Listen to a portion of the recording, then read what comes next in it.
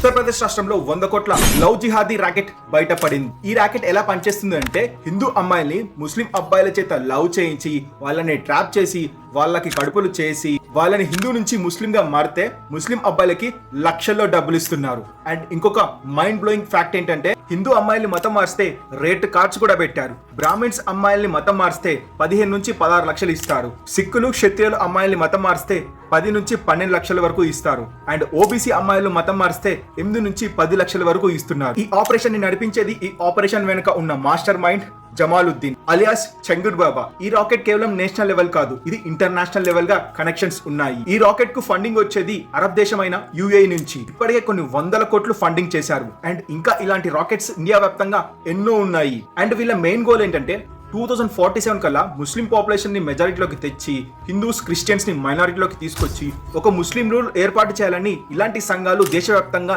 ఎన్నో పనిచేస్తున్నాయి. సో ఈ వాల్యుబుల్ ఇన్ఫర్మేషన్ ని ప్రతి ఒక్క హిందూ అమ్మాయిలకి షేర్ చేయడం మాత్రం మర్చిపోకండి.